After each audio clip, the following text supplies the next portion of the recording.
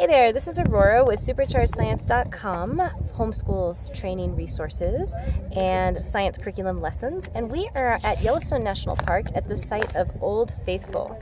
Now, Old Faithful is a geyser that erupts more frequently than any other of the big geysers at the park, but it's not the largest or even the most regular geyser at the park.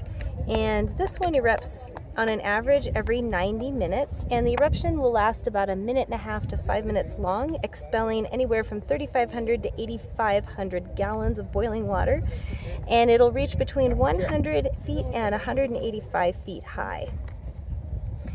So this is just one of the coolest geysers that we were hoping to see, but it's not quite erupting yet. Now, one of the things that I was really intrigued by is that most people think of Old Faithful and they think of Yellowstone, and geysers aren't the only things here. In fact, there are other hydrothermal features. There are hot springs, there are fumaroles, and there are mud pots. And hot springs, those are closely related to geysers, but the water circulates to the surface where heat escapes through evaporation or runoff, and the cooler water returns to the underground system or flow to nearby streams. Fumaroles, those are Yellowstone's hottest surface features. They vent steam. And mud pots are acidic features, and they have a very small water supply. And what bubbles out of them is hydrogen sulfide, which rises up from deep within the earth.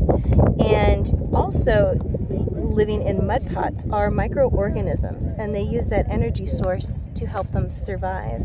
They also convert the smelly gas, the hydrogen sulfide, into sulfuric acid, which will break down the rock and the clay. And so when you'll see the paint pots, I'll show you those in a minute, you'll see them bubbling up, and those are the gases that are escaping up through the clay and bubbling, and they go plop, plop, plop, plop,